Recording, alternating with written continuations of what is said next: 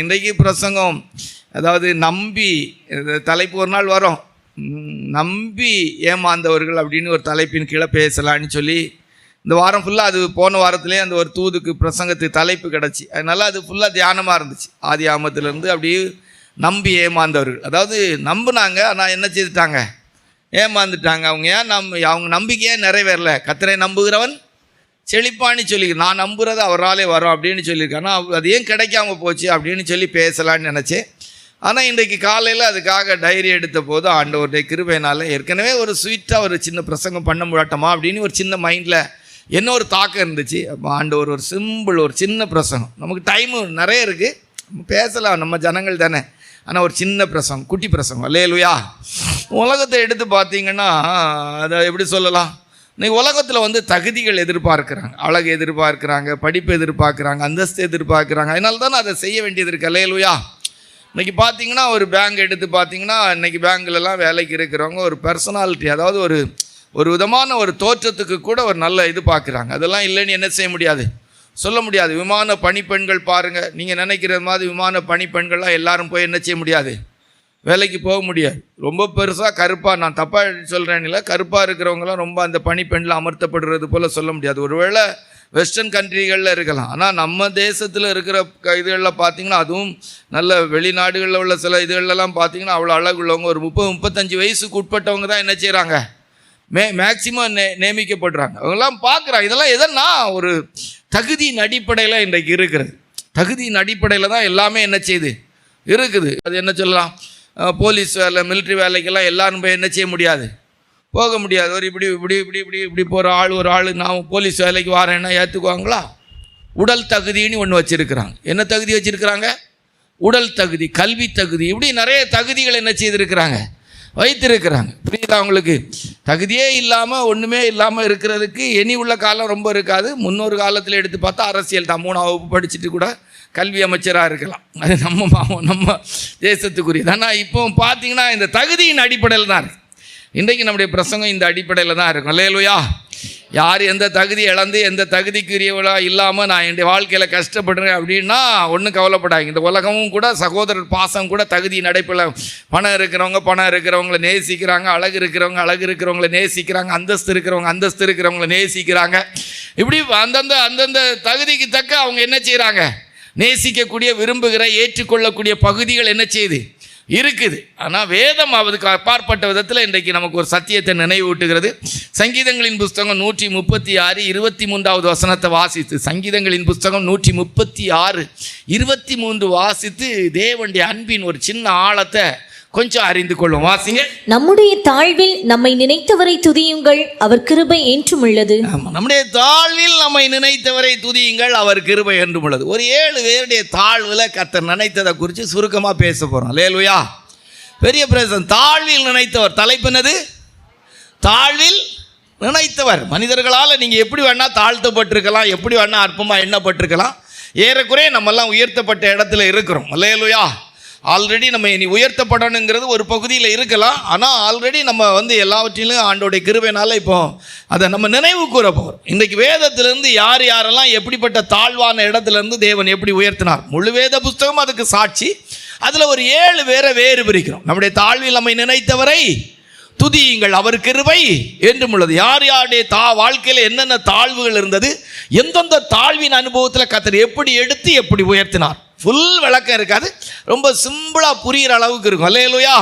நம்முடைய தாழ்வில் நம்மை நினைத்தவரை துதியுங்கள், அவர் கிருபை என்றும் உள்ளது. நம்முடைய தாழ்வில் நம்மை நினைத்தவரை துதியுங்கள், அவர் கிருபை என்றும் உள்ளது. நம்ம ஏற்கனவே ஆராதனை நேரத்தில் நிறைய நல்ல வார்த்தைகளை தந்து நம்ம தியானித்தோம். நம்முடைய தாழ்வு, அல்லேலூயா, அற்பமாக எண்ணப்பட்ட நிலவரங்கள் இருக்குது. நம்ம அடிக்கடி சொல்லுகிற ஒரு வார்த்தை உண்டு, உளையான சேற்றிலும் பயங்கரமான குழியிலும் இருந்த நம்ம, அல்லேலூயா, ஊழையிடுகிற பாழான நிலத்தின் அனுபவத்தில் இருந்தவங்க, பூமியின் கடையாந்தரங்களின் அனுபவத்தில், தூர தேசத்தின் அனுபவத்தில் துன்மார்க்கமாக ஜீவித்த நம்ம, காணியாட்சிக்கு புறம்பாக மனதிலும் கிரியைகளிலும் சத்துருக்களாக இருந்த நம்ம, பிரேத குழிகளின் அனுபவத்தில் இருந்த நம்ம சிறியவனை புழுதியிலிருந்து எடுத்து எளியவனை குப்பையிலிருந்து உயர்த்துகிறார் என்று சொன்னது போல வழியிலே ரத்தம் கழுவப்படாத அனுபவத்தில் நமக்கு இருந்த நம்மளை பார்த்து ஆண்டவர் சொன்னார், பிழைத்திரு என்று சொல்லி. பாவிகளில் பிரதான பாவி அப்படிங்கிற இடங்களில் எல்லாம் நம்ம வாழ்க்கையில் ரொம்ப மோசமான இடத்துல இருந்தவங்களை தான் இன்றைக்கு ஆண்டவர் நம்மளை தூக்கி எடுத்து கண்மலையில் மேல் நம்முடைய அடிகளை உறுதிப்படுத்தி எல்லாம் வானத்துக்கு மேலாக சிங்காசனத்துக்கு உரியவர்களாக உன்னதங்களிலே உட்காரும்படி செய்திருக்கிறார். அல்லேலூயா. இப்போ ஸ்பிரிச்சுவலா பார்த்தீங்கன்னா நம்ம இந்த பூமியில் வாழ்ந்தாலும் தேவனுடைய பார்வையில் இப்போ தேவன் நம்மளை எங்கே வச்சிருக்கிறார்னா உன்னதங்களில் உட்கார வைத்திருக்கிறார். அல்லேலூயா. நீங்கள் வேணா கொலோசியர்கள் நிருபம் 3ஆம் அதிகாரத்தில் நீங்கள் வாசித்து பார்த்தீங்கன்னா கிறிஸ்துவனே கூட நம்ம ரட்சிக்கப்பட்டு ஞானஸ்தானம் எடுத்த போது உன்னதங்களிலே உட்கார வைத்திருக்கார். நம்முடைய ஸ்தானம் நமக்கு நியமிக்கப்பட்டாயிற்று. அல்லேலூயா. நம்ம எங்கே உட்கார போகிறோம் அப்படிங்கிறத ஆண்டவர் நிர்ணயித்து விட்டார். வாசிங்க பார்ப்போம். வாசிங்க. எபேசியர் 2ஆம் அதிகாரம் 7வது வசனம். கிறிஸ்து இயேசுவுக்குள் நம்மை அவரோட கூட எழுப்பி உன்னதங்களிலே அவரோட கூட உட்காரவும் செய்தார். உண்மை. இப்ப நம்ம கொஞ்ச நேரம் பேசிட்டு போவோம். பிரசங்கம் சின்ன பிரசங்கம், கொஞ்ச நேரம் பேசிட்டு போவோம். இப்ப நம்ம எல்லாம் எங்க இருக்கிறோம்? நான் இந்த லைனுக்கே வரல, ஆனால் ஏதோ இந்த லைன் தொடர்ந்து இருக்கேன். அதனால இது நமக்கு பிரயோஜனமா இருக்கு. அல்லேலூயா. நமக்கு பிரயோஜனம். இப்ப நம்ம எங்க இருக்கிறோம்? புது குடியிருப்புல ஒரு சின்ன சபையில இருக்கணும். அல்லேலூயா. ஆனா பைபிள் என்ன சொல்லுது? வாசிங்க. இப்ப வாசிங்க. கிறிஸ்து இயேசுவுக்குள் நம்மை அவரோட கூட எழுப்பி உன்னதங்களிலே அவரோட கூட உட்காரவும் செய்தார். வாஸ்தவம்னா கொலோசியருக்கு எழுதின நிருபத்தில் உள்ள அந்த வசனத்தை போடணும். நல்லா கவனிச்சிடுங்க. ஒரு சின்ன ஸ்டடி போல எடுத்துடுங்க. சரியா? இப்போ நீ உங்கள்கிட்ட கேட்டால் நீங்கள் எங்கே வரப்போகிற நித்தியத்தில் எங்கே போய் இருப்பீங்க, எப்படி இருப்பீங்க, நீங்கள் எங்கே இருக்கிறீங்கன்னா நல்லா புரிஞ்சிடுங்க. ஒரு 2 வசனத்தை உங்களுக்கு ஜோடிச்சிரும். நம்முடைய தாழ்வில் நம்மை நினைத்தவரை இங்கே வாடகை வீட்டுக்கு காசு கொடுக்க கூட கஷ்டத்தோடு இருக்கக்கூடியவங்க இருக்கலாம், இல்லை ஆனாலும் இருக்கலாம். அல்லேலூயா. சொந்த வீடு இல்லாமல் இருக்கலாம். அல்லேலூயா. நல்ல கார் வசதிகள் இல்லாமல் இருக்கலாம், நல்ல காரியங்கள் ஏதோ இல்லாமல் இருக்கலாம். ஆனால் பைபிள் சொல்லுது நம்முடைய தாழ்வில் நம்மை நினைத்தவரை துதியுங்கள். இப்போ 2 வசனத்தை எடுத்துட்டு இப்போ நம்ம இங்கே இருக்கிறோம், வாடகை வீட்டில் இருக்கிறோம், நல்ல கார் வசதிகள் இல்லை, அப்படிலாம் இருக்கலாம். ஒரு ஊரில் ஒரு சின்ன சபையில் நம்ம இருக்கிறவளாக இருக்கலாம். ஆனால் வேதம் சொல்லுது கிறிஸ்து இயேசுவுக்குள் நம்மை அவரோடு கூட எழுப்பி உன்னதங்களிலே அவரோடு கூட உட்காரவும் செய்வார். இருக்கா? செய்தார் இருக்கா? செய்தார். வேலை முடிஞ்சிட்டான். வேலை என்ன செய்துட்டான்? முடிஞ்சிட்டான். அப்போ இங்கே என்ன எப்படி இருக்கிறோம்? இப்போ நீங்கள் எங்கே இருக்கிறீங்களா அங்கே இருக்கிறீங்களா? நீங்கள் எங்கே இருக்கிறீங்களா அங்கே இருக்கிறீங்களா? சொல்லுங்க. உன்னதங்கள். அப்போ இப்போ எங்கே இருக்கிறது யாரு? சரி, ரைட். இப்போ நம்ம இப்போ போட்டி இருக்கோம். இப்போ வாசிங்க. கொலோசியர்கள் நிருபம் 3ஆம் அதிகாரத்தில் வாசிங்க. சரியா? நீங்கள் கிறிஸ்துவுடன் கூட எழுந்ததுண்டானால் கிறிஸ்து தேவனுடைய வலது பார்சத்தில் வீற்றிருக்கும் இடத்தில் உள்ள மேலானவைகளை தேடுங்கள். இந்த மேலானது எங்க? அங்க உட்கார வைத்தார். இந்த மேலானது யாரு? இந்த இடம் தான் யாரு? நம்ம இருக்கிற இடம். ஏங்க, கிறிஸ்துவுடனே கூட எழுந்தது உண்டானால் கிறிஸ்து தேவனுடைய வலது பார்சத்தில் வீற்றிருக்கும் இடத்தில் உள்ள அவர் எங்க இருக்கிறாரு? மேல பரலோகத்தில் இருக்கிறாங்க. இந்த மேலானவைகள்ங்கிற இடத்துல யார் வருவா? நான் வருவேன். அல்லேலூயா. ஆண்டவர் வீட்டில் இருக்கிறார். சரிதானா? உன்னதங்கள்ல உட்கார வைத்திருக்கிறார். இப்போ அவங்க ஏசப்பா இருக்கிறாங்க. சரியா? இப்போ அந்த இடத்து பக்கத்தில் உள்ள மேலானவைகள்ங்கிறது யாருக்குரியது? அவர் உட்கார வச்சிருக்கிறார். அல்லேலூயா. இப்போ நான் எப்படி உங்களுக்கு விளக்கி சொல்லலாம்னா நம்ம ஏற்றபடி சொல்றேன். சரியா? பிரசங்கம் எப்படி போகுது நான் இதெல்லாம் யோசிக்கல, லைன் இப்படி போகுது. ரைட்டா? இப்போ என்ன சொல்லலாம், எப்படி பேசலாம்? இப்போ ரைட். நம்ம இதில் என்ன சொல்லலாம்? நம்ம யாரையா ஒருத்தங்க பேரை சொல்லணுமே, சொல்லிடுவோமா? அப்போ தொர்ராஜி பிரதர் எடுத்துடுவோம். தொர்ராஜி பிரதர் என்ன செய்கிறாங்க? ஒரு பெரிய பங்களா கட்டுறாங்க. அவங்களுக்கு 2 பிள்ளைகள். சரியா? அப்போ 2 பிள்ளைகள் பெரிய பங்களா கட்டுறாங்க. பங்களா கட்டுறையில் அவங்களுக்கு ஒரு மாஸ்டர் பெட்ரூம். யாருக்கு? தொர்ராஜி பிரதருக்கு மாஸ்டர் பெட்ரூம் பக்கத்தில் பெர்ஜி அவங்க குடும்பத்துக்கு ஒரு மாஸ்டர் பெட்ரூம். பெர்ஜி இப்போ எங்கே இருக்கிறாங்க? கோயம்புத்தூரில். பெர்ஜிக்கு மாஸ்டர் பெட்ரூம் பக்கத்தில் பென்னிக்கு ஒரு மாஸ்டர் பெட்ரூம். நான் சொன்னேன், புரியுதா உங்களுக்கு? ஒரு வீட்டில் இப்போ எத்தனை பெட்ரூம் இருக்குது? நல்லா சொல்லுங்க. 3. யாருக்கெல்லாம்? தொர்ராஜ் அங்களுக்கு, சோந்தி சிஸ்டருக்கு ஒரு பெட்ரூம். அடுத்த பக்கத்தில் யாருக்கு? பெரிய பெட்ரூம். யாருக்கு? பெர்ஜி குடும்பத்துக்கு. அடுத்தது யாருக்கு? பென்னி குடும்பத்துக்கு. இப்போ வீட்டில் யார் இருக்கா? சொல்லுங்க. தொர்ராஜங்களும் சுவந்தியங்களும். நான் வீட்டில் என்ன இருக்குது நீங்கள் சொல்லுங்க. இப்படி சொன்னால் எப்படி? இன்னைக்கு பிரசங்கம் இதான் பிரசங்கம். சொல்லுங்க. 3 பெட்ரூம் இருக்கு. யாருக்குரிய பெட்ரூம் 1? சொல்லுங்க. நீங்க பிரசங்கத்தை இவ்வளவு போதும். இந்த பிரசங்கம் இன்னைக்கு இவ்வளவு போதும். சொல்லுங்க. அழகா நல்ல நல்ல கருத்து. நான் யோசிக்கவே இல்லை. யாருக்கெல்லாம்? பெர்ஜிக்கும் இம்மானுவேல் தாஸுக்கும் காபிரியல் தாஸுக்கும் அங்கே ஒரு பெட்ரூம். நீங்கள் போனால் என்ன சொல்லுவாங்க? பங்களா கட்டி இருக்கு. இப்போ என்ன சொல்லுவாங்க? இல்லை, பெர்ஜிக்கு சொல்கிறாங்க ஃபோன் பண்ணி, இப்படியாக்கும் பாஸ்டர் சொன்னாங்கன்னு சொல்லி இப்போ உனக்கு ஒரு பெட்ரூம் போட்டிருக்குது பென்னி. அப்போ பென்னிக்கு ஒரு பெட்ரூம் போட்டிருக்கு. சரி, பெட்ரூம் எப்படி போட்டிருக்கீங்க? ஒன்றும் யோசிக்காதம்மா, ஏன் பெட்ரூம் பக்கத்திலே தான் உனக்கும் பெட்ரூம் போட்டிருக்கு. அல்லேலூயா. இப்போ பெர்ஜி குடும்பம் எங்கே இருக்கிறாங்க? சொல்லுங்க. கோயம்புத்தூர்ல இருக்கானா? பெர்ஜி இப்போ நாகர்கோயிலில் எங்கே இருக்கிறாங்க? சொல்லுங்க. எங்கே இருக்கிறாங்க? அங்கேருந்து வந்தா அவர் வீட்டில் தங்குவாங்க. அல்லேலூயா, அல்லேலூயா. இடம் இருக்கா இல்லையா? இருக்கா இல்லையா? பெர்ஜி அங்கே வச்சு என்ன சொல்கிறாங்க? அங்கே பாஸ்டர் என்ன சொல்கிறாங்க? உங்களுக்கு என்னமா கவலை? அங்கே நாகர்கோயில் போனால் அவங்க அப்பா உங்களுக்கு ஒரு மாஸ்டர் பெட்ரூம் போட்டு வச்சுருக்கிறாங்க. அல்லேலூயா. அவங்க என்ன சொல்கிறாங்க? அவங்க மாமியார் வீட்டில் இம்மானுவேல் தாஸ் என்ன சொல்கிறாங்க? ஐயோ, ஆண்டோடைய கிருபையினால் அங்கே ஒரு பெரிய பங்களாவை எங்கள் மாமா கட்டி வச்சிருக்கிறாங்க. பெரிய பங்களாவை எங்கள் மாமா கட்டி வச்சிருக்காங்க. பெரிய பெட்ரூம். அல்லேலூயா. இப்போ பிரசங்கம் புரிஞ்சுதா உங்களுக்கு? பிரசங்கம் புரிஞ்சுதா உங்களுக்கு? இப்போ பெர்ஜி பெட்ரூமுக்கு போகும்போதெல்லாம் இது நம்ம தொர்ராஜ் பேருக்கு என்ன சந்தோஷம் இருக்கும்? பெர்ஜி வந்தால் தங்குறதுக்குள்ளது அப்படி பார்த்து செய்கிறாங்க. இந்த கட்டில் போடணும், அந்த கட்டில் போடணும், அப்படி போடணும். சரியா தப்பா? இப்போ அவங்க வாராங்க, இந்த வாரம் புதன்கிழமை வருவாங்கன்னா எப்படி இருக்கும்?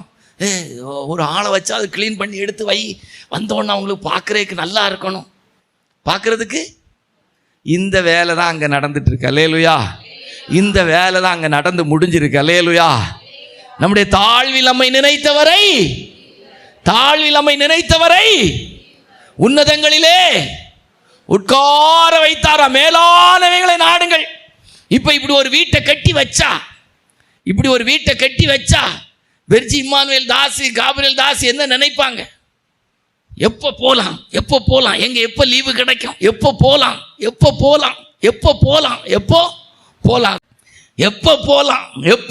அல்லேலூயா. சரியா? எவ்வளோ நல்ல. நான் யோசிக்கவே இல்லை. சிம்பிளாக ஒரு பிரசங்கம் ஆண்டவர் தந்தாங்க, அதை கொண்டு வந்தோம். ஆனால் அதில் இப்படி ஒரு விளக்கம் அருமையாக இருந்திருக்கு. அல்லேலூயா. இனி இந்த விளக்கத்தை வச்சு நிறைய கருத்துக்களை பேசலாம். அல்லேலூயா. அப்போ நம்ம இங்கே இருந்தாலும் அங்கே உட்கார வச்சிருக்கிறார். அல்லேலூயா, அல்லேலூயா. என்னதான் இருந்தாலும் அவங்க அப்பா அப்படி ஒரு பங்களாவை கட்டி வச்சிருந்தா அவங்க என்ன எப்படி இருக்கும்? அந்த ரூமை பார்க்கும்போதெல்லாம் பெர்ஜிக்கினி கட்டின ரூம், அல்லேலூயா, பென்னிக்காக கட்டின ரூம், அல்லேலூயா, இருக்குமா இருக்காதா? அதான் உன்னதங்களிலே உட்கார வைத்திருக்கிறார். அல்லேலூயா. கர்த்தருடைய பரிசுத்த நாமத்துக்கு மகிமை. நம்முடைய தாழ்வில் நம்மை நினைத்தவரை துதியுங்கள், அவர் கிருபை என்றும் உள்ளது. நம்முடைய தாழ்வுல என்னென்ன தாழ்வுல யாரை கர்த்தர் நினைச்சாங்க, அப்படி நினைச்ச போது என்ன நடந்துச்சு? கர்த்தர் நம்மை நினைத்திருக்கிறார், அவர் ஆசீர்வதிப்பார். கர்த்தர் நம்ம நினைச்சிருக்கிறதாலே போதும், வேற லெவல். அல்லேலூயா. ராஜ்யத்தில் வரும்போது என்னை நினைத்தருளும். அல்லேலூயா. ராகேலை கர்த்தர் நினைத்தருளினார். அல்லேலூயா. தேவன் தூரத்திலிருந்தே நம்ம நினைவுகளை அறிகிறார். எனக்குன்னு யாருமே இல்லை, நான் ஒரு அற்பமான நிலவரத்தில் இருக்கேன், என்னை நேசிக்க யாருமே இல்லை, எனக்கு உதவி செய்ய யாருமே இல்லை, அப்படிலாம் நினைச்சு ஒரு நாளும் ஒரு காலமும் நீங்கள்லாம் கவலைப்பட்டுறக்கூடாது, அழுதுறக்கூடாது, புலம்பிடக்கூடாது. அல்லேலூயா. மரண நேரம் வரும்போது கூட நீங்க யோசிச்சிடக்கூடாது. அல்லேலூயா. ஏன்னா இன்றைக்கு நம்ம எடுத்த வேத பகுதியின்படி நம்ம எங்க போக போறோம்? நமக்கு ஒரு மாஸ்டர் பெட்ரூம் இருக்கு. அல்லேலூயா. ஆமாவா இல்லையா?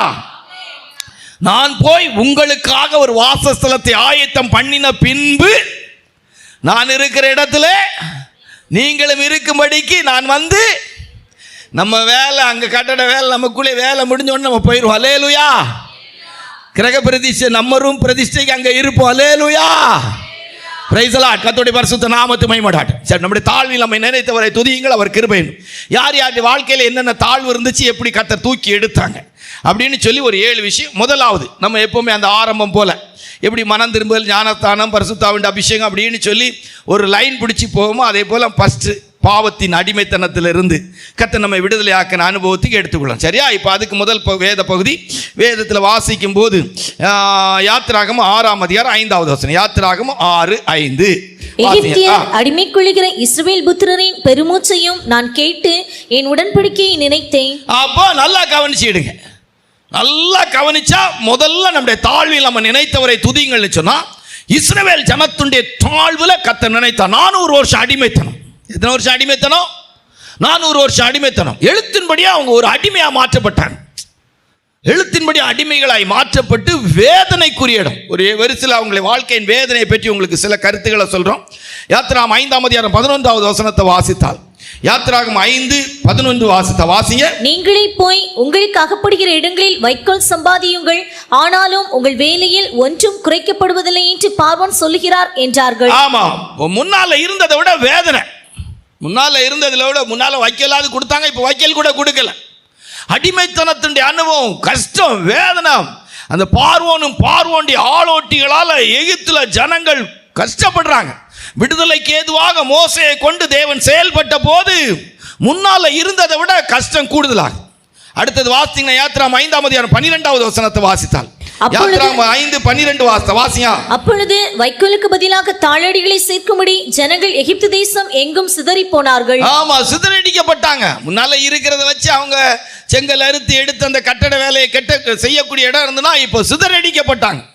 இந்த தாளடிங்கிறதுனா தெரியல, குப்பை போல உள்ள பொருட்கள், இந்த சருகு இந்த மாதிரி பட்டது எல்லாம் பறக்கிறதுக்கு போனாங்க, சிதறடிக்கப்பட்டாங்க. அந்த எவ்வளவுக்கு இஸ்ரவேல் ஜனங்கள் எகிப்தின் அடிமைத்தனத்தில் வேதனைக்குரியவளா இருந்தாங்க. இப்போ இந்த பகுதியெல்லாம் நமக்கு இன்னைக்கு இருக்கானா? இல்லை. நம்ம பொதுவாக ஆண்டவர் எவ்வளோ பெரிய தாழ்வுல இருந்து இஸ்ரவேல் ஜனத்தை தூக்கி எடுத்தாங்க. அல்லேலூயா. நம்முடைய தாழ்வில் நம்மை நினைத்தவரை துதியுங்கள், அவர் கிருபை என்றும் உள்ளது. அப்போ ரெண்டாவது அவங்க சிதறடிக்கப்பட்டார்கள். சில நேரம் சம்டைம்ஸ் நம்ம வாழ்க்கையில் கூட இப்படியெல்லாம் வருது. பிரச்சனைகள், வேதனைகள், கஷ்டங்கள் வரும்போது பணத்துக்காக, பொருளுக்காக, ஆசீர்வாதத்துக்காக நம்ம குடும்பங்கள் கூட சிதறடிக்கப்படுறாங்க. இல்லைன்னெல்லாம் சொல்ல முடியாது. ஒரு நாள் சாப்பாடு, ஒரு கால சாப்பாடு, ஒரு ஜென்ரேஷனை நம்ம காப்பாற்றி விடுறதுக்காக நம்முடைய ஜனங்களை இப்படியெல்லாம் கஷ்டப்படக்கூடிய சூழ்நிலைகள் இருக்குது. மூன்றாவது வேதத்தில் வாசி பார்த்தீங்கன்னா யாத்திராகமம் 5:13 வாசிதான். யாத்திராகமம் 5:13 வாசிங்க. ஆளோட்டிகள் அவர்களை நோக்கி, வைக்கோல் இருந்த நாளில் செய்தபடியே உங்கள் வேலைகளை ஒவ்வொரு நாளிலும் செய்து முடியுங்கள் என்று சொல்லி அவர்களை துரிதப்படுத்தினார்கள். நம்மலாம் நேற்று கூட நாங்கள் எங்கள் காத்து கூட்டத்தில் அதை நினைவுபடுத்தணும்.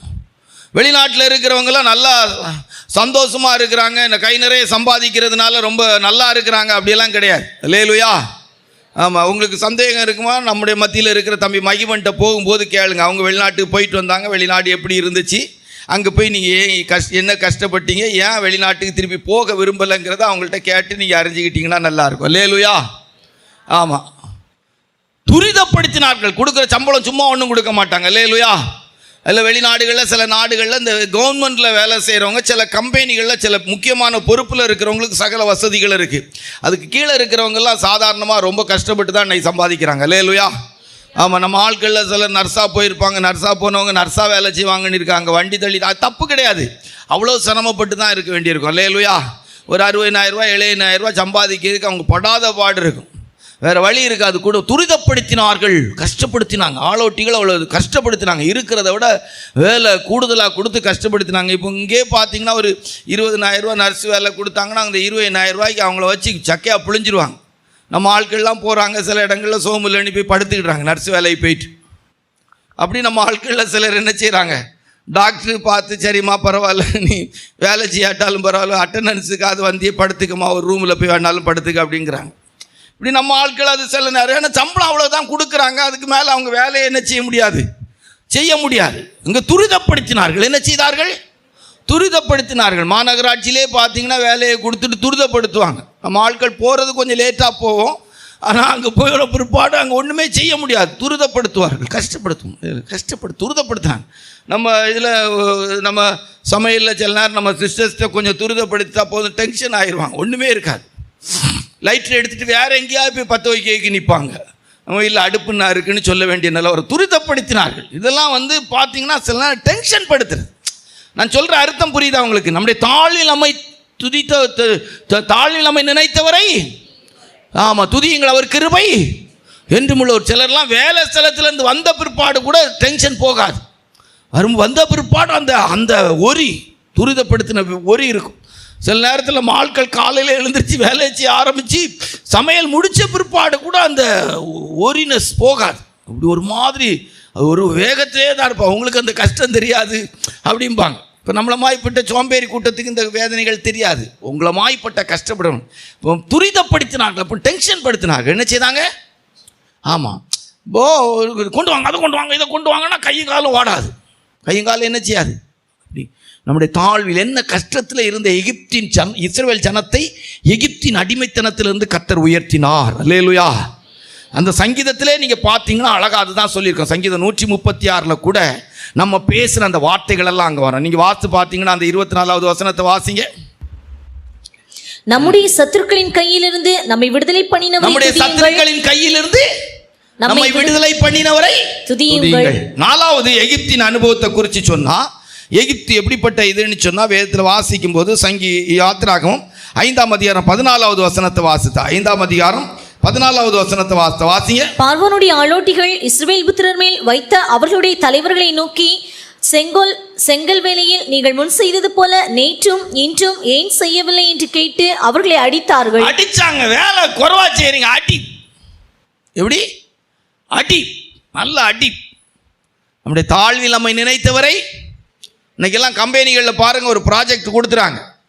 அந்த ப்ராஜெக்டை முடிக்கலைன்னா அவ்வளோதான். ராத்திரி பகலாக 20,000 ரூபா, 30,000 ரூபா, 50,000 ரூபா, 60,000 ரூபா, 1,00,000 ரூபாய்க்கு படாத பாடு. எனி டைம் வீட்டில் இருந்தாலும் அந்த இதோடி தான் இருக்கிறாங்க. மீட்டிங்னா அதுங்கண்ணா இதுங்க. ஐயோ பாவம், சில பிள்ளைகளெல்லாம் எடுத்து பார்த்தா அந்த 20,000 ரூபா, 30,000 ரூபாய்க்கு என்ன பாடு. வேலைக்கு போகும்போது அதை இதையும் தடவிட்டு எடுத்துட்டு கஷ்டப்பட்டு போகுது. போயிட்டு வந்த நேரத்திலிருந்து ஒரு ஃப்ரீனஸே இருக்காது. வீட்டில் வந்தாலும் வீட்டில் யாராவது பேசினாலும் சும்மா இருங்க, நீங்கள் என்ன தொந்தரவு பண்ணாதுங்க அப்படின்னு சொல்கிறாங்க. என்ன அப்படின்னு கேட்டால் அவன் என்னத்தை செய்தாலும் திருப்திப்படலை. பாருங்கள், இந்த பேங்க்லெல்லாம் பார்த்தீங்கன்னா லோன் கொடுக்கறது, இந்த மாதிரிப்பட்ட இதிலெல்லாம் பார்த்தீங்கன்னா ஒரு குறிக்கப்பட்ட இது கொடுத்துருவாங்க. இத்தனை லட்ச ரூபாய்க்கு இத்தனை கோடிக்கு நீங்கள் பண்ணணும்னு சொல்லி. இல்லைன்னா முடிஞ்சு. இந்த ஸ்கூலில் வேலை செய்யும்போது பாருங்கள், இந்த அதாவது டிசம்பர் மாதம் வந்தோடனே இந்த பிள்ளை பிடிக்காரன மாதிரி டீச்சர்ஸுக்கு வேலையை கொடுத்துருவாங்க. நீங்கள் இவ்வளோ பிள்ளைகளை சேர்க்கணும்னு சொல்லி. அதெல்லாம் நீங்கள் இங்கே இருக்கிற ஒரு சிலர்கிட்ட கேளுங்க, அவங்க கேட்டால் தான் தெரியும். நான் சும்மா தோராயமாக கதை மாய் கட்டிட்டு போவேன். வேலைக்கு போகிற ஒவ்வொருத்தையும் கேளுங்க, பிரதர் சொன்னது இப்படிப்பட்ட அனுபவம் இருக்கான்னு சொல்லி. எகிப்தின் ஆளோட்டியும் அடித்தாங்க. என்ன செய்தாங்களா? அடித்தாங்க. என்ன செய்தார்கள்? அடித்தார்கள். சரியா? வேதத்தில் வாசிக்கும் போது 5வது வாசிங்கன்னா வாசிங்க. யாத்திரா 5ஆம் அதிகாரம் 17வது வசனத்தை வாசிங்க. 5:17 வாசி. சீக்கிரம் வாசிங்க. அதற்கு அவன், நீங்கள் சோம்பலாய் இருக்கிறீர்கள், அதனால் தான் போக வேண்டும், கர்த்தருக்கு பலியிட வேண்டும் என்கிறீர்கள். சோம்பலா இருக்கிறீங்க, அதனால தான் நீங்க கோயிலுக்கு போகணும்னு சொல்லி கோயிலுக்கு போக விடாம விரட்டு. கோயிலுக்கு போக விடாம விரட்டு. எவ்வளோ பெரிய பாருங்க, வேலை கூடுதலாக செய்துக்கிட்டே இருக்கிறாங்க. பிழிஞ்சு எடுக்கிறாங்க. இந்த சாத்துக்குடியெல்லாம் பார்த்தீங்கன்னா பிழிஞ்சு தோலோ மாத்திரமாயிடும். இந்த எகிப்தின் அடிமைத்தனம் அப்படிங்கிறது. ரைட்டா? நம்முடைய தாழ்வில் நம்மை நினைத்தவரை துதியுங்கள். எகிப்தின் அடிமைத்தனத்தில் இருந்த ஜனத்தை கர்த்தர் தூக்கி எடுத்தாங்க. எகிப்துனா எப்படிப்பட்டதா இருந்துச்சு அப்படிங்கிறத நம்ம தியானிக்கிறோம். 6 வேதத்தில் வாசிக்கும் போது யாத்திராம் 5:20-21, யாத்திராம் 5ஆம் அதிகாரம் 20-21. சீக்கிரம் வாசிங்க. அவர்கள் பார்வோனுடைய சமூகத்தை விட்டு புறப்படுகையில் வழியில் நின்ற மோசேக்கும் ஆரோனுக்கும் எதிர்பட்டு அவர்களை நோக்கி, நீங்கள் பார்வோனின் கண்களுக்கு முன்பாகவும் அவருடைய ஊழியக்காரரின் கண்களுக்கு முன்பாகவும் எங்கள் வாசனையை கெடுத்து. பாத்தீங்களா? எகிப்து இப்ப என்ன செய்யணும்? இவங்களுக்கு உதவியா வந்த மோசே ஆரோனையும் பார்த்து கூட கேள்வி கேட்க வைக்கிற. ஊழியக்காரங்களுக்கு என்ன தெரியும்? அவங்களுக்கு என்ன தெரியும்? அவங்க போக்கில் ஞாயிற்றுக்கிழமை எழுப்பி நின்று பிரசங்கம் பண்ணுறாங்க. வேலைக்கு போகிற இடத்துல இருக்கிற கஷ்டம் அவங்களுக்கு என்ன தெரியும்? நாங்கள் என்ன சும்மாவா இருக்கோம்? 6 நாளும் படாத பாடுபட்டுக்கிட்டு வார். எங்கள் வாசனையை கெடுக்க பண்ணுகிறீர்கள். 7 வேதத்தில் வாசிக்கும் போது 22-23 வாசித்தா மோசையே ஆண்டவரை பார்த்து கேள்வி கேட்க வேண்டிய ஜனங்கள் மோசே ஆரோனை பார்த்து கேட்டதல்ல, மோசையே ஆண்டவரை பார்த்து கேள்வி கேட்கிற இடத்துக்கு எகிப்து கொண்டு வந்து நிறுத்திட்டு வாசிங்க. 22 மோசே கர்த்தரிடத்தில் திரும்பி போய், ஆண்டவரே இந்த ஜனங்களுக்கு தீங்கு வர பண்ணினது என்ன? ஏன் என்னை அனுப்பினீர்? பாத்தீங்களா? மோசே ஆண்டவர்கிட்ட என்ன செய்துட்டாரு? கேள்வி. இந்த எகிப்து என்பது அவ்வளவு வேதனைக்குரிய இடம். ஆனால் சர்வ வல்லமுள்ள தெய்வம் 400 வருஷம் முடிகிற காலத்தில் அந்த எகிப்தின் அடிமைத்தனத்திலிருந்து பலத்த கையினாலும் ஓங்கிய புயத்தினாலும் பஸ்கா ஆட்டுக்குட்டியின் இரத்தத்தினாலும் இஸ்ரவேல் ஜனத்தை எழுத்தின்படி விடுதலை ஆக்கினார். அல்லேலூயா. அதே அனுபவத்தில் அந்த எகிப்து என்பது நம்முடைய வாழ்க்கையிலே பாவத்தின் வல்லமையை காட்டி கொண்டிருக்கிறது. இந்த உலகத்தின் வல்லமையை காட்டி கொண்டிருக்கிற கலாத்தியில் எழுதப்பட்டு பிரபஞ்சத்திலிருந்து கர்த்தர் விடுதலை ஆக்கினார். எழுத்தின்படி அன்றைக்கு எகிப்தின் வல்லமையில் இருந்து இஸ்ரவேல் ஜனங்கள் அந்த தாழ்வின் அனுபவத்திலிருந்து விடுதலையாக்கப்பட்டது போல இன்றைக்கு ஆவிக்குரிய தேவனுடைய பிள்ளைகளாகிய நம்முடைய ஜீவியத்திலும் கூட இப்பொழுது இருக்கிற இந்த பிரபஞ்சத்தில் இருந்து கலாத்தியர் 1ஆம் அதிகாரம் 4வது வசனத்தை வாசிக்கும் போது ஆண்டவராய் இயேசு கிறிஸ்து கல்வாரி சிலுவையிலே தன்னுடைய ஜீவனை கொடுத்ததினால் அவருடைய விலையேறப்பெற்ற இரத்தத்தினால் அன்றைக்கு எழுத்தின்படி பலத்த கையினாலும் ஓங்கிய புயத்தினாலும் பஸ்கா ஆட்டுக்குட்டியின் இரத்தத்தினாலும் இஸ்ரவேல் ஜனங்கள் எழுத்தின்படி நம்முடைய தாழ்வில் நம்மை நினைத்தவரை துதியுங்கள் என்று சொன்னது போல அவ்வளவு வேதனைக்குரிய எகிப்திலிருந்து அவர்கள் விடுதலையாக்கப்பட்டது போல இன்றைக்கு ஆவிக்குரிய தேவனுடைய பிள்ளைகளாகிய நாமும் எகிப்தின் அனுபவத்திலே இப்பிரபஞ்சத்தில் இருந்து வாசிங்கள். கலாத்தியர் 1ஆம் அதிகாரம் 4வது வசனத்தை வாசிங்கள். அவர் நம்மை இப்பொழுது இருக்கிற பொல்லாத பிரபஞ்சத்தினின்று விடுவிக்கும்படி நம்முடைய பிதாவாகிய தேவனுடைய சித்தத்தின்படியே நம்முடைய பாவங்களுக்காக ஒப்பு கொடுத்தார். அன்றைக்கு எகிப்து இஸ்ரவேல் ஜனத்துக்கு எழுத்தின்படி வேதனைக்குரியதாக தேவனை ஆராதிக்க விடாத ஒரு வல்லமையாய் காணப்பட்டது போல இன்றைக்கும் தேவனுடைய பிள்ளைகளாகிய நம்முடைய ஜீவியத்தில் இப்பிரபஞ்சம் என்று சொல்லிவிட்டு பாவத்தில் இருந்து கர்த்தர் நம்மை விடுதலையாக்கிறார். இன்றைக்கும் இந்த பாவத்தின் வல்லமையின் அனுபவம் நம்முடைய ஜீவியத்துக்கு விரோதமாக அப்போஸ்தலனாகிய பவுல் அவர்கள் சொல்வது போல நிர்பந்தமான மனுஷன் நான் யார் என்னை இந்த பாவ சரீரத்திலிருந்து என்னை விடுதலையாக்க கூடும் என்று சொன்னது போல இன்றைக்கும் இந்த காலை ஆராதனைக்கு வந்திருக்கிற என் அருமை சகோதரனே சகோதரியே, இந்த வார்த்தையை கேட்டுக் கொண்டிருக்கிற அருமை தேவனுடைய பிள்ளையே, உன் வாழ்க்கைக்கு விரோதமாக இப்பிரபஞ்சத்தின் வல்லமையாய் காணப்படுகிற சத்துருடைய பாவத்தின் வல்லமைகள் உன்னை அழுத்திக் கொண்டிருக்கலாம், உன்னை வேதனைப்படுத்திக் கொண்டிருக்கலாம். கொஞ்சம் கொஞ்சமாய் உன் வாழ்க்கையின் அனுபவத்திலே பாவத்தை அதிகரிக்க செய்யக்கூடிய விதத்திலே உன்னை செயல்படுத்திக் கொண்டிருக்கலாம். ஆனால் இந்த காலை ஆராதனையிலே நம்முடைய தாழ்வில் நம்மை நினைத்தவரை துதியுங்கள் என்று சொன்னது போல இன்றைக்கு உன்னுடைய வாழ்க்கை அனுபவத்தில் இருக்கிற இந்த அடிமைத்தனத்தில் இருந்து இதுவரைக்கும் விடுதலை பெறாத ஒரு சகோதரனாய் சகோதரியாய் இருப்பாயானால் இன்றைக்கு ஆண்டவராய் இயேசுவின் அன்புள்ள கரம், அவருடைய காயப்பட்ட தழும்புள்ள கரம், உன்னை தாழ்வில் நினைக்கிற கரம் இன்றைக்கு உன்னை தூக்கி எடுக்கும்படியாக உளையான சேற்றிலும் பயங்கரமான குழியிலிருந்து நம்மை தூக்கி எடுத்து கண்மலை மேல் நம்முடைய அடிகளை உறுதிப்படுத்துகிற ஆண்டவர் நம்முடைய தாழ்வில் நம்மை நினைக்கிற தெய்வம். இன்றைக்கு ஒருவேளை சமுதாயத்தால் பாவி என்கிற இடத்திலே, சட்டத்துக்கு முன்பாக பாவி என்கிற இடத்திலே, உன் சொந்த மனசாட்சிக்கு முன்பாக பாவி என்கிற இடத்திலே, ஒருவேளை சபையும் சங்கத்துக்குள்ளும் நீ பாவி என்கிற இடத்தில் இருப்பாயானால் அன்றைக்கு எழுத்தின்படி அடிமைத்தனத்தில் இருந்த இஸ்ரவேல் ஜனத்தை தாழ்வில் நினைத்த ஆண்டவராகிய இயேசுப்பா இன்றைக்கும் இந்த காலை ஆராதனை நேரத்தில் நம்முடைய தாழ்வில் நம்மை நினைத்தவரை துதியுங்கள் என்று சொன்னது போல எந்த நிலவரத்தில் எப்படிப்பட்ட குற்ற மனசாட்சியோடு கூட எப்படிப்பட்ட சத்துருவின் பிடியிலே எப்படிப்பட்ட பாவத்தின் வல்லமையின் பிடியிலே நீ இருப்பாயானால் நம்முடைய தாழ்வில் நம்மை நினைக்கிற ஒரு தேவன் இருக்கிறார். இந்த காலை ஆராதனையில் நம்முடைய விலையேறப்பெற்ற இரத்தத்தோடு கூட நம்முடைய ஆணிகள் பாய்ந்த கரங்களை நீட்டி இன்றைக்கு உன்னை விடுதலையாக்கும்படியாக உன்னுடைய தாழ்வின் அனுபவத்தில் உன்னை தூக்கி எடுக்கும்படியாக இந்த காலை ஆராதனையில் அவர் உன்னோடு கூட இடைப்பட்டுக் கொண்டிருக்கார். யாராலும் விடுதலையாக்கப்பட முடியாத ஒரு நிலவரத்திலே, உன்னாலும் விடுதலை பெற முடியாத நிலவரத்திலே, எந்த அந்தகாரத்தின் அனுபவத்திலே, எப்படிப்பட்ட சத்துருவின் பிடியிலே, எப்படிப்பட்ட வல்லமைக்கு கீழாக, எப்படிப்பட்ட பாவத்துக்கு கீழாக நீ அடிமைப்பட்டு இருந்தாலும் சர்வ வல்லமையுள்ள தேவனாகிய கர்த்தரால் உன்னுடைய தாழ்வில் உன்னை விடுதலையாக்க முடியும். ஆகையால் முதலாவது குறிப்பிலே நமக்கு தேவன் தருகிற வார்த்தை நம்முடைய தாழ்வில் நம்மை நினைத்தவரை துதியுங்கள் என்று சொன்னது போல யாராலும் விடுதலையாக்கப்பட முடியாத, நம்மாலும் விடுதலை பெற முடியாத நிலவரத்தில் இருந்த அந்த அடிமைத்தனத்தின் பாவத்தின் வல்லமையிலிருந்து இப்பிரபஞ்சத்தின் வல்லமையிலிருந்து நம்மை கர்த்தர் தூக்கி எடுத்தார். அல்லேலூயா. நம்முடைய நாளில் நம்மை நினைத்தவரை துதியுங்கள், அவர் கிருபை இவ்வளவு பெரிதான ரட்சிப்பு. அல்லேலூயா. சம்டைம் நினைச்ச உடனே அழுகையா வரும். எங்க இருந்தோம், எப்படி இருந்தோம், கர்த்தர் நம்ம தூக்கி எடுத்து எங்க வைத்திருக்கிறார். அல்லேலூயா.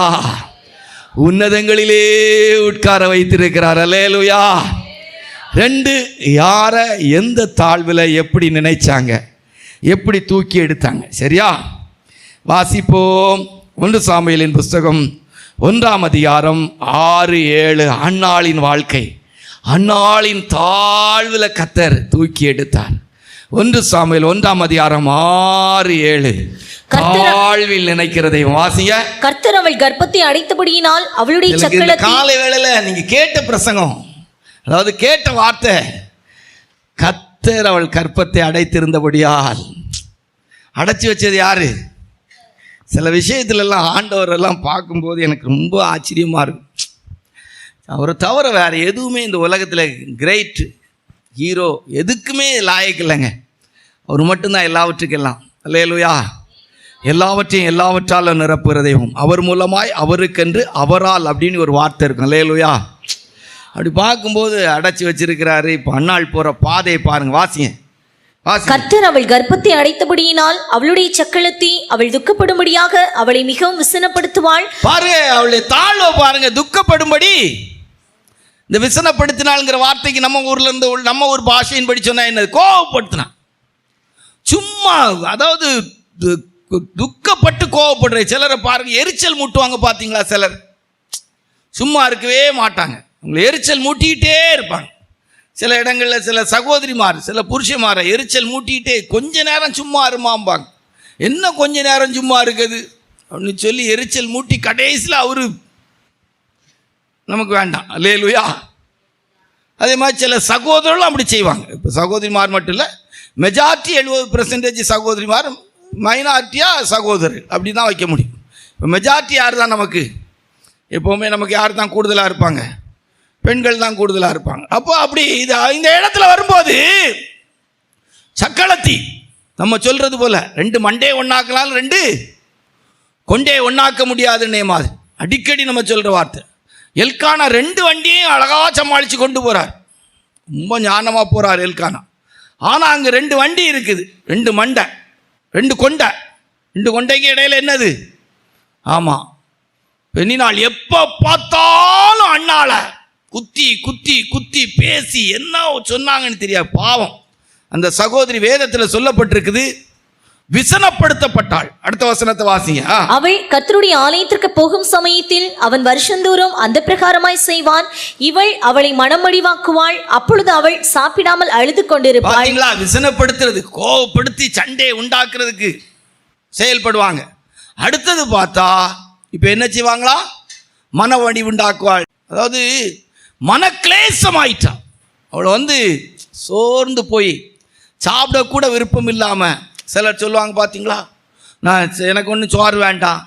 பார்த்தீங்களா, அப்படி ஒரு மனக்லேசத்தை கொண்டு வந்துட்டான். ஆனால் வேதம் சொல்லுது, நம்முடைய தாழ்வில் நம்மை நினைத்தவரை துதியுங்கள், அவர் கிருபை என்றும் உள்ளது. 2ஆம் அதிகாரத்தில் வரும்போது அன்னாள் இப்போ சொல்கிறா பாருங்க, ஆண்டவர் எப்படி தூக்கி எடுத்தாங்க அப்படிங்கிறத சொல்லுவாங்க பாருங்க.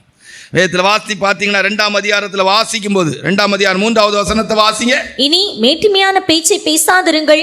சொல்றா பாருங்க, அந்த பெண்ணினாள் மேட்டிமையான பேச்சு. அவளுக்கு பிள்ளை இருக்குது, குடும்பம் இருக்குது அப்படின்னு சொல்லி அதை வச்சு ரொம்ப பீத்தி இருக்கிறான். அழகா சொல்றாங்க பாருங்க. எனக்கு காலையில் இந்த வேத பகுதியை தியானிக்கும் போது ரொம்ப சந்தோஷமா இருந்துச்சு. இனி மேட்டிமையான பிள்ளை இல்லை, மலடின்னு எல்லாம் என்ன திட்டினியே, நீ அந்த பேச்சுக்கெல்லாம் இடம் இல்லை. அல்லேலூயா. என்ன ஆண்டவருப்பா. கர்த்தர் வேதத்தில் வாசிக்கும் போது அன்னாள்னா கிருபைன்னு அர்த்தம். அன்னாள்னா யாரு? கர்த்தர் அன்னாளை நினைத்தருளினார். கர்த்தர் அன்னாளை நினைத்தருளினார். தூக்கிட்டார் பாருங்க, தூக்குனா. இப்போ அன்னாள் என்ன சொல்றாங்க வாசியா? இனி மேட்டிமையான பேச்சை பேசாதிருங்கள். அகந்தையான பேச்சு உங்கள் வாயிலிருந்து புறப்பட வேண்டாம். கர்த்தர் ஞானமுள்ள தேவன், அவர் செய்கைகள் யதார்த்தம் அல்லவோ, அவருடைய செயல்கள் யதார்த்தம் அல்லவோ. 1 சாமுவேல் 2:4 வாசிங்கன்னா கண்டிப்பா இருந்து வாசிங்க. பலவான்களின் வில் முறிந்தது, தள்ளாடினவர்களோ பலத்தினால் இடைக்கட்டப்பட்டார்கள். திருப்தியாய் இருந்தவர்கள் அப்பத்துக்காக கூலி வேலை செய்கிறார்கள். பசியாய் இருந்தவர்களோ இனி பசியாய் இருந்தவர்களோ தன் வாழ்க்கையை வச்சு சொல்றாங்க. வீட்டில் சம்டைம்ஸ் நான் நினைக்கிறேன், இந்த பெண்ணினால் சாப்பாடு கூட என்ன செய்யல. மலடி, உனக்கெல்லாம் எதுக்கிட்டி சாப்பாடு?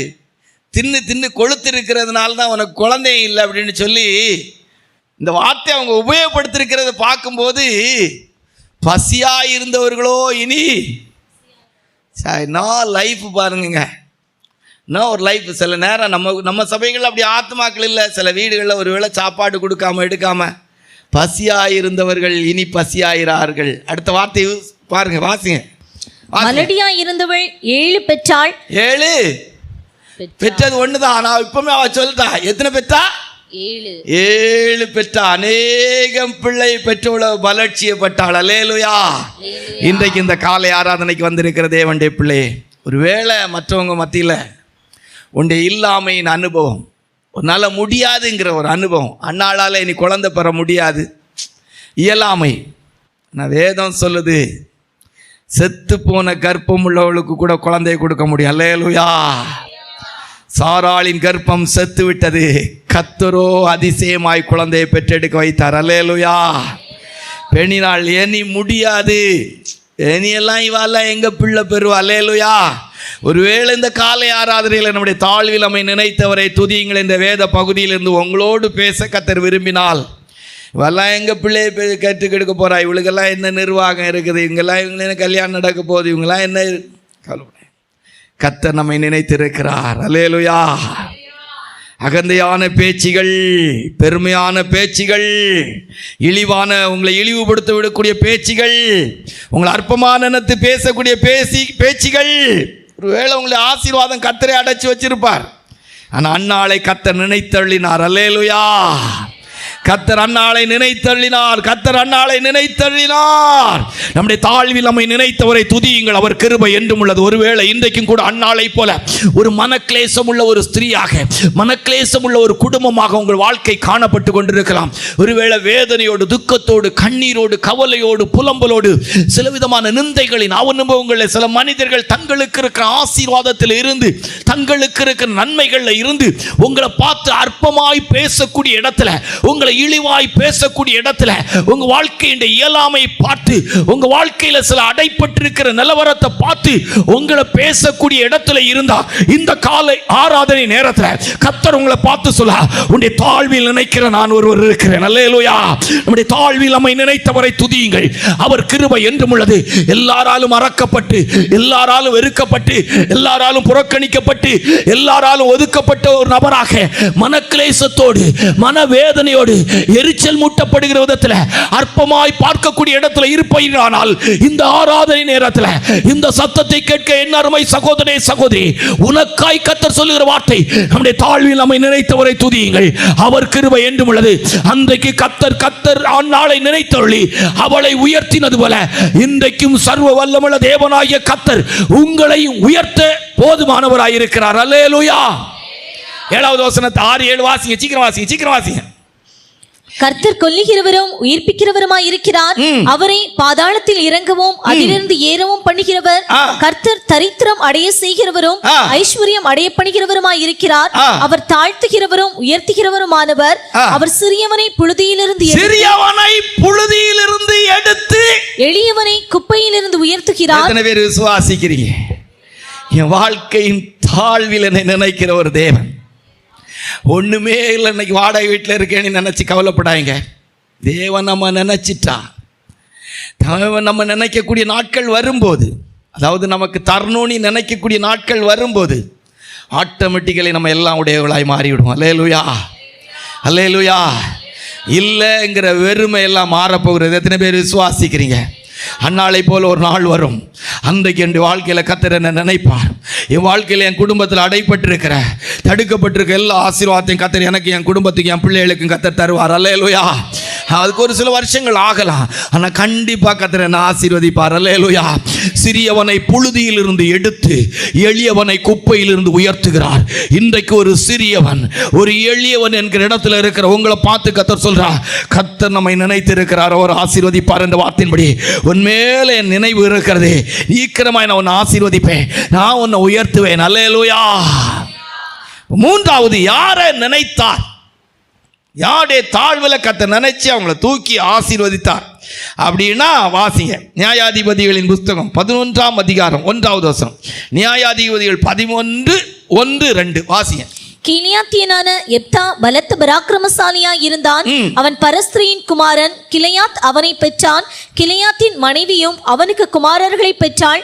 அவன் மனைவி பெற்ற குமாரர் பெரியவர்களான பின்பு அவர்கள் எப்தாவை நோக்கி, உனக்கு எங்கள் தகப்பன் வீட்டிலே சுதந்திரமில்லை, நீ அந்நிய ஸ்திரீயின் மகன் என்று சொல்லி அவனை துரத்தினார்கள். கர்த்தருடைய பரிசுத்த நாமத்துக்கு மகிமை. இந்த வேத பகுதியிலிருந்து எனக்கு கிடைக்க பெற்றது கரெக்டா இருக்கும்னு சொல்ல முடியாது.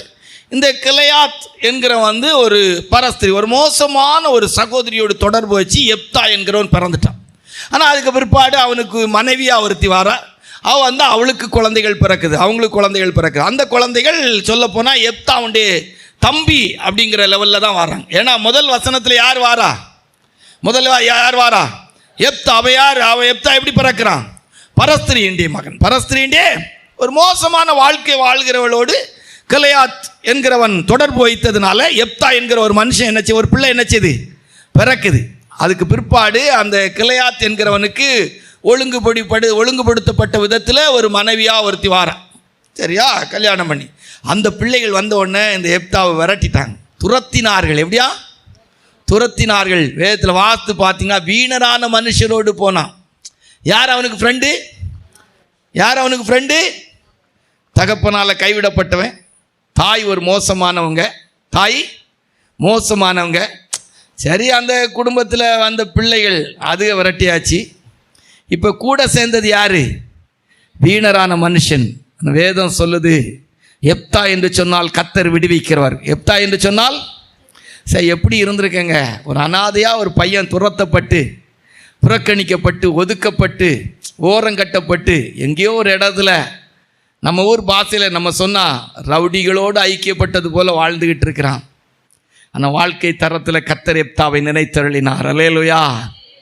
நம்முடைய தாழ்வில் நம்மை நினைத்தவரை துதியுங்கள், அவர் கிருபை என்றும் உள்ளது. அம்மோனியர் என்கிற ஒரு கூட்டம் இஸ்ரவேல் ஜனத்துக்கு விரோதமாக வந்தபோது அங்கே ஜனத்தின் மூப்பர்கள் எல்லாரும் அவனை தேடி வந்தார்கள். வாசிங்க, இந்த 4வது வசனத்திலிருந்து 3வது வசனத்திலிருந்து வாசிங்க.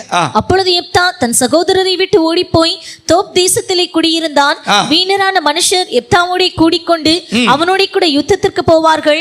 சில நாளைக்கு பின்பு அம்மோன் புத்திரர் இஸ்ரவேலின் மேல் யுத்தம் பண்ணினார்கள். அவர்கள் இஸ்ரவேலின் மேல் யுத்தம் பண்ணும்போது கீலேயாத்தின் மூப்பர் எப்தாவை தோப் தேசத்திலிருந்து அழைத்து வர போய் எப்தாவை நோக்கி, நீ வந்து நாங்கள் அம்மோன் புத்திரரோடு யுத்தம் பண்ண எங்கள் சேனாபதியா இருக்க வேண்டும் என்றார்கள். எப்படி இருக்க சொன்னாங்க? சேனாதிபதி, படைத்தலைவன் போஸ்டிங் வருவார்கள். எப்படி வருது? நம்முடைய தாழ்வில் நம்மை நினைத்தவரை. உங்களுக்கு புரியுதா புரியலையான்னு தெரியாது. இதெல்லாம் நம்ம ஜனங்களுக்குரியதான்னு எனக்கு தெரியாது. ஆனால் நம்முடைய தாழ்வில் நம்மை நினைக்கிற தெய்வம். அல்லேலூயா. எப்தாவுடைய பிறப்பு சரியில்லை. அவனுடைய வாழ்க்கையில் அவன் புறக்கணிக்கப்பட்டு வீணரான மனுஷரோடு இருக்கிறான். கர்த்தர் அவனுடைய தாழ்வில் அவனை நினைத்த போது மூப்பர்கள்லாம் வந்து சொல்லாங்க, நீ தான் எங்கள் சேனாபதி, நீ தான் எங்கள் படைத்தலைவன். எப்படி படைத்தலைவன்? என்ன ஒரு போஸ்டிங் பாருங்க, எப்படி ஒரு போஸ்டிங் பாரு. படைத்தலைவன். அல்லேலூயா. இராணுவ மந்திரி. அல்லேலூயா. என்ன மந்திரி? இராணுவ மந்திரி. அல்லேலூயா. முப்படை தலைவன். அல்லேலூயா. எவ்வளோ பெரிய விஷயம் பாருங்க, ஆண்டவருடைய பெரித கிருபையினால். அல்லேலூயா. நம்ம காமராஜர் பற்றி ஒரு கருத்து சொல்லுவாங்க. ஜவஹர்லால் நேரு ஒரு ஒன்ஸ் அப்பான் ஏ டைமில் நம்ம இந்திய படை கரெக்டானு எனக்கு தெரியாது, நான் கேள்விப்பட்டதை வச்சு சொல்கிறேன். அப்போது இந்திய படைத்தலைவராக இருக்கிறவர் கொஞ்சம் குடசல் கொடுத்துருக்கிறார். அப்போ அதில் கொஞ்சம் ஜவஹர்லால் நேரு கொஞ்சம் வேதனையோடு இருந்திருக்கா. அப்போ காமராஜர் கேட்டிருக்காங்க, என்ன நீங்கள் இவ்வளோ துக்கமாக இருக்குது, அது இப்படி ஆகும், நம்ம அதாவது படைத்தலைவர் அவர் ஒரு தலைவராக இருக்கிறதுனால நமக்கு கொஞ்சம் குடசல் கொடுக்குறாருன்னு சொல்லி. ஒன்றும் செய்யுங்க, அவங்கள 6 மாதம் வெளிநாடுகளில் உள்ள இராணுவங்களை பற்றி அறிஞ்சிட்டு வர்றதுக்கு அவங்கள டூர் அனுப்பிடுங்க அப்படின்னா போயிட்டார். போன உடனே சொல்லியிருக்காரு, இனி 3 படைக்கும் ஒரு தலைவர் வேண்டாம், 3 படைக்கும் முப்படை தலைவர்களை மாற்றிருங்க. அல்லேலூயா. விமானப்படைக்குன்னு ஒரு தலைவர், நேவி கடற்படைக்கு ஒரு தலைவர், தரைப்படைக்கு ஒரு தலைவர். அவர் வரும்போது 3 முப்படை தலைவர்கள் ஆயிட்டாங்க. அல்லேலூயா. புரியுது அவங்களுக்கு பிரச்சனை எவ்வளோ அழகா. ஒரு படிக்காதவங்கன்னு சொல்லுவாங்க, கர்ம வீர காமராஜர், பெருந்தலைவர் காமராஜர், அப்படி பிரச்சனை எவ்வளோ அழகா சுமூகமாக தீர்த்து விட்டாங்க பாருங்க. அல்லேலூயா. ஒருத்தனா இருந்தால் தானே குடசல் கொடுக்க முடியும். இப்போ 3 பேர் ஆயிட்டாங்க. அல்லேலூயா. ஒரு ஆள் குடைஞ்சாலும் 2 பேர் நம்ம பக்கம் இருந்தால் ஒரு ஆள் அடைக்கலாம். அல்லேலூயா. ஐடியா இங்க பாருங்க, எவ்வளவு அழகா ஒரு சேனாதிபதி தலைவன், படைத்தலைவன். அடுத்தது சொல்லுவாங்க பாருங்க, அதான் ரொம்ப நல்லா இருக்கும். வாசிக்க வாசிக்க வாசிக்க அவ்வளோ அருமையாக இருக்கும் பாருங்க. வாசிங்க நியாயாதிபதிகளின் புஸ்தகம் 11ஆம் அதிகாரம் 8வது வசனம் வாசிங்க. நியாயாதிபதி 11:8 வாசியா. அதற்கு கீலியாத்தின் மூப்பர் எப்தாவை நோக்கி, நீ எங்களுடனே கூட வந்து அம்மோன் புத்திரரோடு யுத்தம் பண்ணி கீலியாத்தின் குடிகளாகிய எங்கள் அனைவர் மேலும் தலைவனாய் இருக்க வேண்டும். எப்படி இரு? தலைவன். எவனோ ஒரு போஸ்டிங் பாருங்க. யாருக்கு? எப்தா, பரஸ்திரியுடைய மகன். நம்முடைய தாழ்வில் நம்மை நினைத்தவரை துதியுங்கள், அவர் கிருபை என்றும் உள்ளது. ஒருவேளை உங்களுடைய வாழ்க்கையில் கூட நீங்களாம் அப்படி நினைக்கலாம், எல்லாருக்கும் இந்த பகுதி இருக்கணும் இல்லை. ஆனால் ஆண்டவராகிய தேவன் இந்த பூமியில் இப்படிப்பட்ட அற்பமானவங்களை, ரொம்ப இழிவானவங்களை தெரிந்தெடுத்து மேலே கொண்டு வந்துடுறார். அல்லேலூயா. இன்னைக்கு சமுதாயத்தில் ஜாதி பல எத்தனையோ விஷயம் வச்சுருக்கிறாங்க. ஆனால் அப்படிப்பட்டவங்களெல்லாம் ஆண்டவர் இன்றைக்கு தூக்கி எடுத்து பெரிய இடத்துல வச்சு அழகு பார்க்குறார். அல்லேலூயா. எப்தாவின் வாழ்க்கையில் நம்முடைய தாழ்வில் நம்மை நினைத்தவரை துதியுங்கள் என்று சொன்னது போல அவனுடைய அந்த மோசமான நிலவரத்தில் இருந்து அவனை தூக்கி எடுத்து படைத்தலைவனாய், ஜனத்துக்கு தலைவனாய் கர்த்தர் மாற்றினார். அல்லேலூயா. 6 வருஷம் இஸ்ரவேலை நியாயம் விசாரித்தான். 6 வருஷம் இஸ்ரவேலை நியாயம் விசாரித்தான். 4வதாக நம்முடைய தாழ்வில் நம்மை நினைத்தவரை துதியுங்கள் என்பதற்கு எஸ்தரின் புஸ்தகம் 2ஆம் அதிகாரம் 21வது வசனத்தை வாசித்தார். எஸ்தரின் புஸ்தகம் 2ஆம் அதிகாரம் 21 வாசித்தா மொர்தெகாயினுடைய வாழ்க்கை. எஸ்தர் 10:3 வாசிங்க. வாசியா. அந்நாட்களில் மொர்தெகாய் ராஜாவின் அரண்மனை வாசலில் எங்க இருந்தா? மொர்தெகாய் எங்க இருந்தா? அரண்மனை வாசல்ல உட்கார்ந்துதான். வாசல்ல உட்கார்ந்துருக்கேன்னா நம்ம ஊர்ல இப்ப என்ன சொல்லலாம்? செக்யூரிட்டி. என்னது? காவலாளி. என்ன போஸ்டிங்? காவலாளி. எங்கே இருந்து எங்கே கொண்டு வந்தார்னு வாசிங்க. ஏன்னா நேரம் ஆயிட்டு. ஒரு 10 நிமிஷத்துக்குள்ளேயே முடிச்சா நல்லா இருக்கும். வாசிங்க. எஸ்தரின் புஸ்தகம் 10ஆம் அதிகாரம் 3வது வசனத்தை வாசிங்க. யூதனாகிய மொர்தெகாய் ராஜாவாகிய அகாஸ்வேருவுக்கு 2வது நானவனும் எங்க வந்துட்டாரு? எங்க வந்துட்டாரு? ராஜாவுக்கு அடுத்தது யாரு? ராஜாவுக்கு அடுத்த ஆள் யார் தான்? மொர்தெகாய். அல்லேலூயா. எங்க இருந்தாருங்க? எங்க இருந்தாரு? நம்முடைய தாழ்வில் நம்மை நினைத்தவரை துதியுங்கள், அவர் கிருபை. நம்முடைய தாழ்வில் நம்மை நினைத்தவரை துதியுங்கள், அவர் கிருபை. வாசல்ல இருந்த அரண்மனையில் ராஜாவுக்கு அடுத்த சிங்காசனத்தில் இருக்கிறார். அல்லேலூயா. அல்லேலூயா. என்ன தேவன். அல்லேலூயா. நானே கர்த்தர், என்னால் செய்ய முடியாத அதிசயமான காரியம். அவெல்லாம் நினச்சி பார்த்தா காடு தான். நம்முடைய தகப்பனாக இருக்கிறது பெரிய சந்தோஷம். அல்லேலூயா. அடிக்கடி சொல்லுவேன், சில நேரம் பிரசங்கத்தில் உணர்ச்சி வசப்பட்டே போல, what a God, what a God. Hallelujah. எங்கே இருந்து ஒரு மனுஷனுக்கு எங்கே உயர்வு. அல்லேலூயா. எத்தனை பேர் விசுவாசிக்கிறீங்க? இந்த உலகத்தில் நான் எங்கேயோ இருக்கிறேன், நீங்கள் வேலை செய்கிற இடத்துல எங்கேயோ இருப்பீங்க, உங்கள் பிஸ்னஸில் எங்கேயோ இருப்பீங்க, வாசல் இருக்கிற மொர்தெகாயை போல இருப்பீங்க. உங்களை பார்த்து மற்றவங்க சொல்லுவாங்க, இவங்களாம் என்ன பிஸ்னஸ் பண்ணுறாங்க, இவங்களாம் என்ன வேலை செய்கிறாங்க. எத்தனை பேர் விசுவாசிக்கிறேன்? வர்ற காலம் கர்த்தர் என்ன உயர்த்தி 2வது இடத்துல. அல்லேலூயா. நாம் எங்கே வைக்கணும் அங்கே வச்சு அழகு பார்க்குறவர். நம்முடைய தாழ்வில் நம்மை நினைத்தவரை துதியுங்கள், அவர் கிருபை என்றும் உள்ளது. இன்றைக்கு ஒரு ஸ்கூலில் வேலை செய்தாலும் சரி, ஒரு காலேஜில் வேலை செய்தாலும் சரி, எந்த வேலை செய்தாலும் சரி, ஒரு பிஸ்னஸாக இருந்தாலும் சரி, எந்த சூழ்நிலையில் இருந்தாலும் சரி, வாசலில் இருக்கிறதான மொர்தெகாயை கொண்டு அரண்மனையில் ராஜாவுக்கு அடுத்த இடத்துல வச்சு அழகு பார்த்த தெய்வம். அல்லேலூயா. நம்முடைய தாழ்வில் நம்மை நினைத்தவரை துதியுங்கள், அவர் கிருபை. மொர்தெகாய் என்று சொன்னால் சின்ன மனுஷன். உனக்குள்ள ஒரு வேளை நான் சின்ன மனுஷன், நான்லாம் பிரதர் அப்படியெல்லாம் வருவேண்ணா. அல்லேலூயா. என் லைஃப்பில் கத்துறதை செய்திருக்கிறேன். மனத்தாழ்மையாக சொன்னோம். அடிக்கடி சொல்லுவேன், பிரசங்கத்துக்காக எங்கள் அக்கா புருஷன் ஒருத்தங்கள்ட்ட லேசாக ஒரு ஹெல்ப்பு கேட்டிருக்கேன். எங்கேயாவது ஒரு கன்வென்ஷனுக்கு அவங்க ஒரு ஸ்தாபனத்தில் ஹைச்சமாக இருந்தாங்க, என்ன சொல்லலாம், அவங்க பிரின்ஸ்பாலாக இருந்தாங்க. அப்போது அந்த ஸ்தாபனத்தில் நம்மளை அறிமுகப்படுத்த மாட்டாங்களா அப்படிங்கிறதுக்காக நினச்சிருக்கோம். அவங்க சொன்னாங்க, நான்லாம் யாரையும் ரெக்கமெண்டேஷன் பண்ண மாட்டேன்னு சொல்லி. ஆண்டோடைய கிருபையினால் அந்த ஸ்தாபனத்தில் மட்டுமில்லை, ஓரளவு எல்லா இடங்களிலே ரொம்ப பெரிய பிரசங்கியார்னெல்லாம் சொல்ல மாட்டோம், ஆனால் கர்த்தர் நம்மளை உயர்த்துகிறார். அல்லேலூயா. உன் பேரை பெருமைப்படுத்துவேன் என்கிறது நம்முடைய வாக்கு தத்தத்தில் நமக்கு கொடுக்கப்பட்டுட்டா அது கண்டிப்பாக நிறைவேறும். தெரிஞ்சது கர்த்தர் நமக்கு ஒரு வார்த்தை தந்துட்டாரு, நம்மளை குறித்து தீர்மானிச்சிட்டாருன்னா நம்ம அந்த இடத்துக்கு வந்துடுவோம். அல்லேலூயா. அவருடைய தீர்மானம் அந்த இடத்துக்கு நம்மளை கொண்டு வந்து வைக்கும். நம்முடைய தாழ்வில் நம்மை நினைத்தவரை துதியுங்கள், அவர் கிருபை என்றும் உள்ளது. இன்றைக்கு ஒருவேளை 10,000 ரூபா 15,000 ரூபா சம்பாதிக்கலாம். ஆண்டவர் நினைச்சிட்டா அன்றைக்கு வாசல் காக்கிறதுக்கு அவனுக்கு ஒரு சின்ன சம்பளம் இருந்திருக்கும். அன்றைக்கு ராஜாவுக்கு 2வது இடத்துக்கு வந்தபோது அவனுடைய சம்பளம் எப்படி இருந்திருக்கும்? அல்லேலூயா. இன்றைக்கு ஒருவேளை அற்பமான நிலவரத்தில் பணம் பொருளில் இருக்கலாம். சர்வ வல்லமுள்ள தேவனாகிய கர்த்தர் அவனை உயர்த்தினது போல உங்களை உயர்த்துவாரானா எந்த இடத்துல வேணாலும் கர்த்தர் உங்களை வைத்து அழகு பார்க்க முடியும். அல்லேலூயா. நம்முடைய தாழ்வில் நம்மை நினைத்தவரை துதியுங்கள், அவர் கிருபை என்றும் உள்ளது. ஒருவேளை அதற்காக அவனுடைய வாழ்க்கையில் சில இக்கட்டான சூழ்நிலைகள் வழியாக கடந்து போயிடலாம். யூதரின் பகைஞர்கள் அவர்களை மேற்கொள்ளலாம் என்று நினைத்தார்களே, அவர் நம்பின அந்நாளில் தானே யூதரானவர்கள் தங்கள் பகைஞர்களை மேற்கொள்ளும்படி காரியம் ஆறுதலாய் முடிந்தது. நம்முடைய தாழ்வில் நம்மை நினைத்தவரை துதியுங்கள், அவர் கிருபை என்றும் உள்ளது. அல்லேலூயா. 5 4 வந்துட்டோமா? 5 யாரை எந்த தாழ்வில் எப்படி நினைச்சு கர்த்தர் உயர்த்தினார் வாசிங்க. எசேக்கியேலின் தீர்க்க தரிசன புஸ்தகம், ஏசாயாவுடைய தீர்க்க தரிசன புஸ்தகத்தில் வாசிக்கும் போது இப்போ 37ஆம் அதிகாரம் 3வது வசனத்தை வாசித்தா, 37:3 வாசித்தா வாசிங்க. இவர்கள் அவனை நோக்கி, இந்த நாள் நெருக்கமும் கண்டிதமும் தூஷணமும் அனுபவிக்கிற நாள், பிள்ளை பேரு நோக்கி இருக்கிறது, பெறவோ பலன் இல்லை. வாசிங்க பார்ப்போம். 36ஆம் அதிகாரம் 8வது வசனம். 36ஆம் அதிகாரம் 8வது வசனம் வாசிங்க. நான் உனக்கு 2000 குதிரைகளை கொடுப்பேன், நீ அவைகள் மேல் ஏறத்தக்கவர்களை சம்பாதிக்க கூடுமானால் அசீரியா ராஜாவாகிய என் ஆண்டவனோட சபதம் கூறாதே போனால் நீ என் ஆண்டவனுடைய. போதும் இல்லை, ஏதாவது புரியுது அந்த வேத பகுதியில்? எசேக்கியா ராஜாவுக்கு விரோதமாக அசீரியனுடைய வல்லமை ரப்சாக் அப்படிங்கிறவன் தலைமை தாங்கி வந்து அரைக்கோல் விடுகிறான். அதுதான் அந்த 2வது வசனம். நம்ம போட்ட வசனத்தை உங்களுக்கு சொல்லும்போது உங்களுக்கு புரியும். ரொம்ப காலையில் அந்த பிரசங்க குறிப்பு எடுக்கும்போது மனசு கொஞ்சம் உடஞ்சிட்டு இப்போ உங்களுக்கு அதை எடுத்து சொல்லுவோம் பாருங்கள். அப்போ 37ஆம் அதிகாரத்தில் எசேக்கியா ராஜா சொல்கிறான், ஆண்டவரே பிரசவ காலம் நெருங்கி இருக்குது, பெறதுக்கு பலன் இல்லையா, யுத்தத்துக்கு வந்து சாமர்த்தியம் பார்க்கலாங்கிறான்.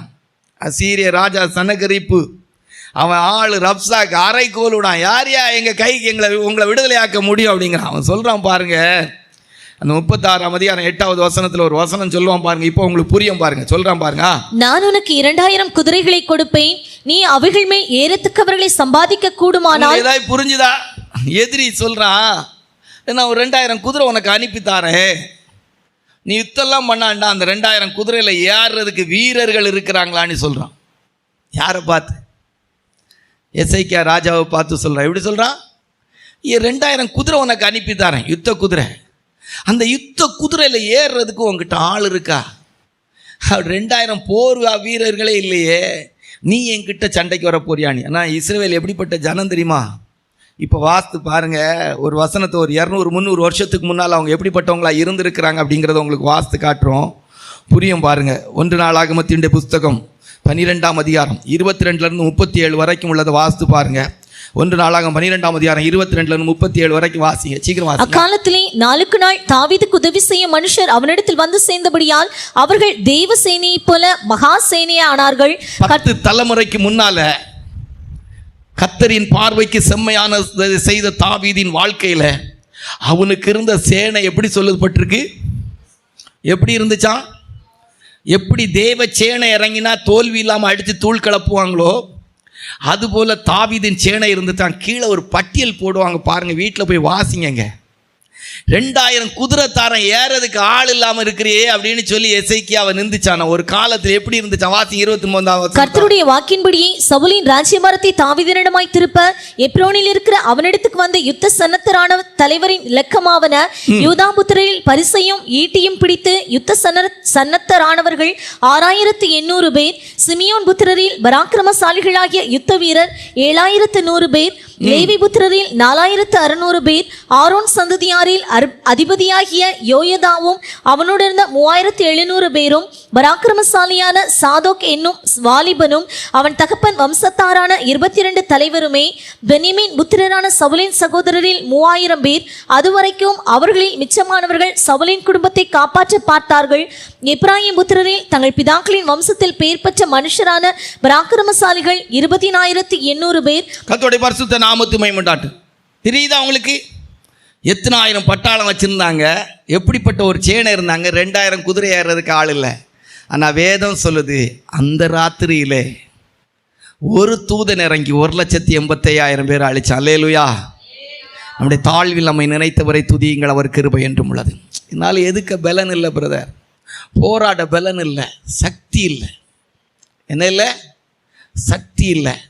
நான் என்ன செய்வேன்? கர்த்தர் நமக்கு ஆயுத்தம் பண்ணுவார். அல்லேலூயா. எசேக்கியா ராஜாவின் வாழ்க்கையின் வெற்றி அதுக்கு முன்னாலேயும் கிடையாது, அதுக்கு பின்னாலேயும் கிடையாது. அல்லேலூயா. 1,85,000 பேர், 2,000 குதிரை ஏறுறதுக்கு ஆள் கிடையாது. நீயா எங்களை ஜெயிக்க போறான்னு கேட்டாங்க. ஆண்டவர் அடித்து தோஷம் பண்ணினார். அல்லேலூயா. இன்றைக்கு ஒரு வேளை என்னால் போராடக்கூடிய பலன் இல்லை பிரதர், என்னால் வியாதி எதிர்க்கக்கூடிய பலன் இல்லை பிரதர், சத்ரு எதிர்க்கக்கூடிய பலன் இல்லை, பாவத்தை எதிர்க்க போராட பலன் இல்லை பிரதர். ஒரு எசேக்கியா ராஜாவை போல பேறுகால நெருங்கி இருக்கிறது, பிரசவிக்க பலன் இல்லை பிரதர். கர்த்தர் சொல்றார், நான் உனக்கு இருக்கிறேன். அல்லேலூயா. உன்னுடைய இந்த தாழ்வில், உன்னுடைய இந்த நிந்தையின் அனுபவத்தில், உன்னுடைய இந்த நெருக்கத்தில், உன்னுடைய இடுக்கத்தில் இருந்து உன்னை விடுதலை ஆக்கிறதுக்கு, உன்னுடைய தாழ்வில் நினைக்கிறதற்கு நான் இருக்கிறேன். அல்லேலூயா. கர்த்தருடைய பரிசுத்த நாமத்து மகிமைப்படட்டும். 6வது, எசேக்கியா அப்படின்னு சொன்னால் அதுக்கு ஒரு விளக்கம் இருக்கிறது. எசேக்கியான்னு சொன்னால் யெகோவா என் பலன், யெகோவாவின் பலன். 6 வேதத்தில் வாசிக்கும் போது நிறைய இருக்கு, டக்குன்னு சொல்லும்.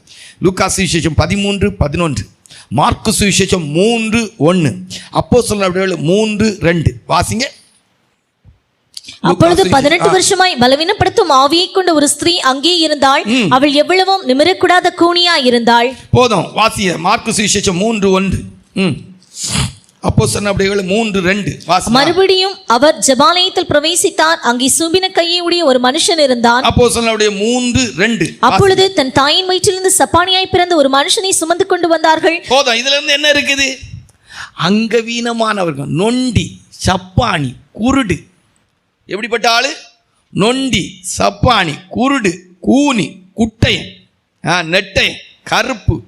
இவெல்லாம் என்ன அழகு, இவளுக்கெல்லாம் என்ன இருக்கு, இவெல்லாம் என்ன அழகு, என்ன அந்தஸ்து. அங்கவீன குறை உள்ளவர்களை கர்த்தர் உயர்த்தக்கூடியவராக இருக்கிறார். அல்லேலூயா. நம்ம பிரசங்கம் பேசுறது உங்களுக்கு புரியுதா? நம்முடைய தாழ்நிலைமை நினைத்தவரை அங்கவீனமானவங்க, கூனி, சூம்பின உறுப்பு, சப்பானி, ஒன்றும் இல்லை. இன்னைக்கு பார்த்து சொல்கிறாங்க, அதெல்லாம் என்ன அழகு, கருப்பு, என்னத்தை இது, பல்ல பார்த்து பாருங்க. சிலர் அப்படி சொல்கிறாங்கல்ல, அலங்குலமாக சொல்கிறாங்களா சொல்லலையா? என்ன ஒல்லியாக இருக்குது, என்னத்தை உடம்பு இருக்குது, எல்லாம் யானை மாதிரி இருக்குது, குட்டி யானை மாதிரி இருக்குது, நீர் யானை மாதிரி இருக்குது. பல்ல பாரு. அங்கவீனம் பேசுகிறாங்களா பேசலையா?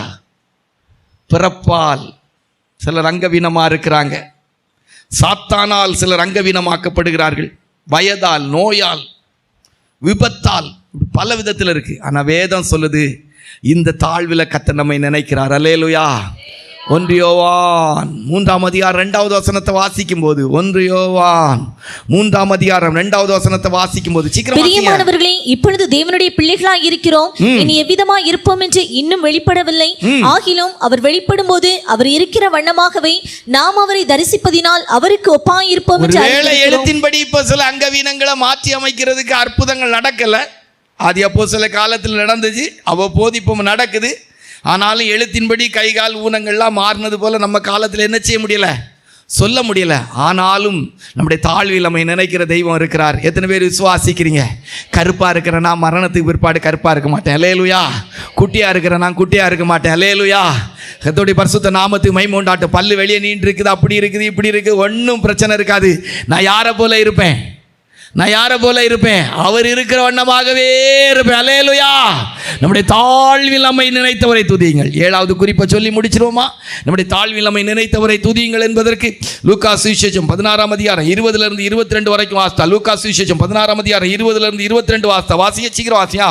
லாசரு எனும் பேர் கொண்ட ஒரு தரித்திரனும் இருந்தான். அவன் பருக்கள் நிறைந்தவனாய் அந்த ஐஸ்வர்யவானுடைய வாசல் அருகே கிடந்து அவனுடைய மேய்ச்சியிலிருந்து விழும் துணிக்கைகளாலே தன் பசியை ஆற்ற ஆசையாய் இருந்தான். நாய்கள் வந்து அவன் பருக்களை நக்கிற்று. பின்பு அந்த தரித்திரன் மரித்து தேவதூதரால் ஆபிரகாமுடைய மடியிலே கொண்டு போய் விடப்பட்டான். கர்த்தருடைய பரிசுத்த நாமத்துக்கு மகிமை உண்டாகட்டும். லாசரு என்று சொன்னால் கர்த்தர் துணை. வாழ்க்கை ஆரம்பிக்கும் போதே தரித்திரன், பணம் இல்லை, பொருள் இல்லை, ஆசீர்வாதம் இல்லை, வியாதி, தரித்திரம். சாப்பிடக்கூடிய ஆசை, எச்சி சோறை தின்னு பசியாத்த ஆசையாக இருந்தானா. எச்சி சோறு சாப்பிட்டு அடிக்கடி நம்ம சொல்லியிருக்கோம். போன வாரம் கூட நம்ம பாஸ்டர் அதை பேசினாங்க. தம்பி தாசவங்க சொன்னாங்க, ஒருத்தருக்கும் அப்படிப்பட்ட காரியம் என்ன செய்யக்கூடாது, சம்பவிக்கக்கூடாதுன்னு சொல்லி. லாசருடைய வாழ்க்கையை எடுத்து பாருங்கள். கடைசி வரைக்கும் நேசிக்க ஆள் கிடையாது, உதவி செய்ய ஆள் கிடையாது.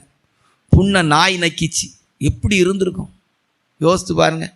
ஒரு ஆஸ்பத்திரியில் கொண்டு நர்ஸோ அல்லது ஒரு டாக்டரோ க்ளீன் பண்ணும்போதே அவ்வளோ கஷ்டமாக இருக்குமானா, ஒரு நாய் போட்டு அவங்க பற்களை நறுக்கின்றா, பசி, சரியான ட்ரெஸ்ஸு கிடையாது, படுக்கிறதுக்கு இடம் கிடையாது, அற்பமான நிலவரம், வாசல்கிட்ட கிடந்தானா, தெருவில் கிடந்தான்.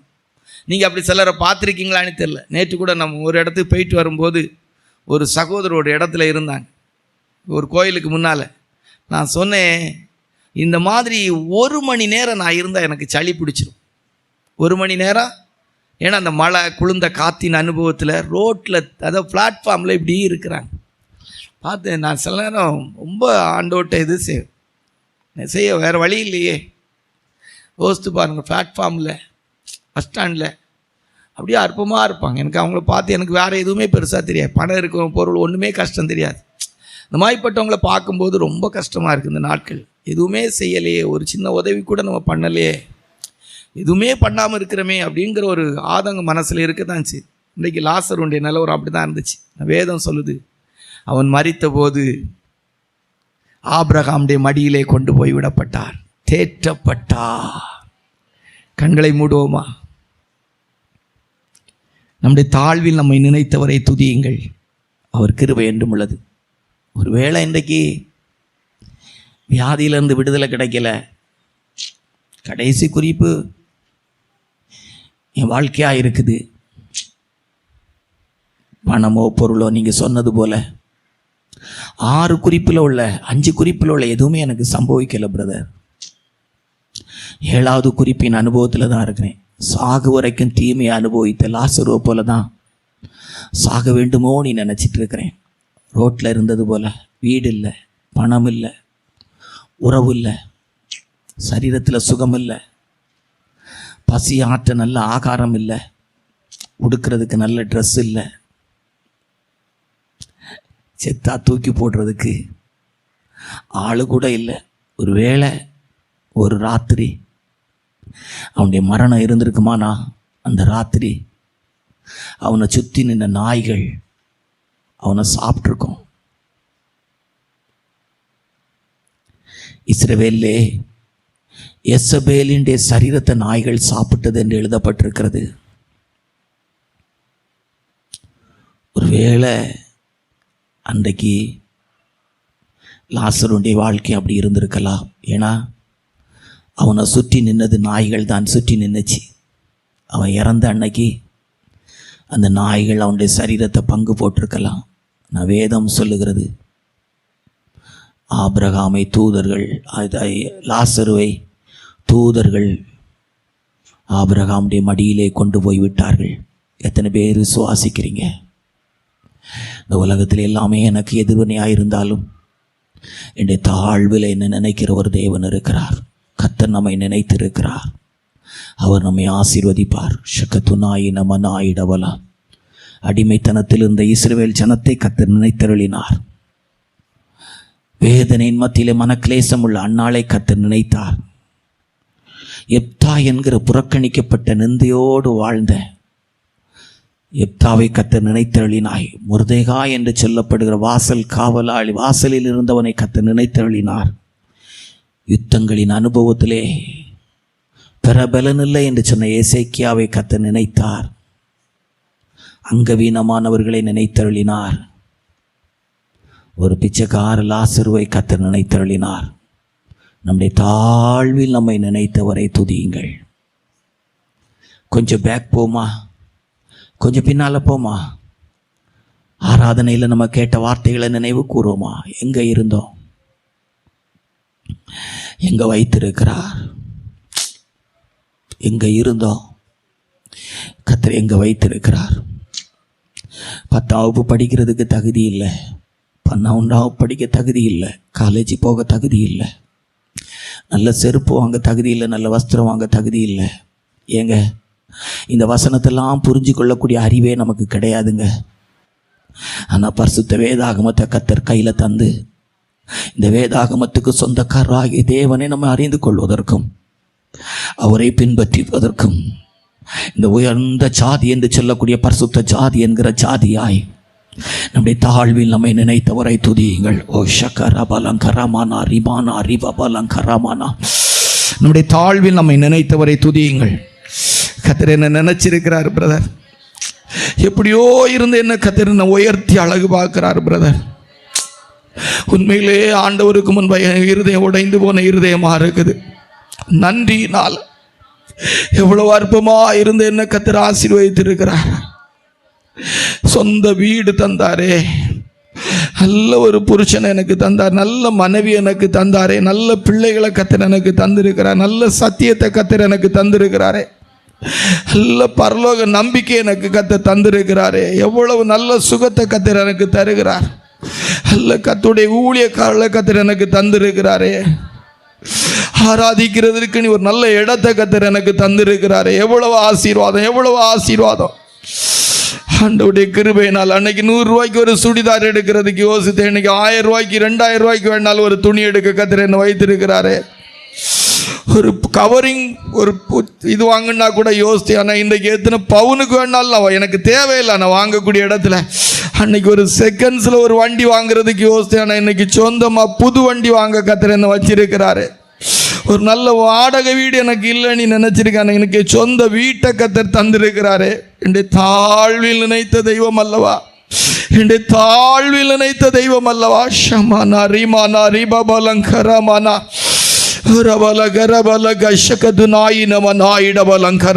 கர்த்தர் சீயோனை கட்டி தமது மை மேலே வெளிப்படும் போது நம்முடைய தாழ்வில் நம்மை நினைக்கிற தெய்வம் நம்மை ஆசீர்வதித்து மேன்மையாய் சீயோனாய் எருசலேமாய் மாற்றுவாராக. ஆமென்.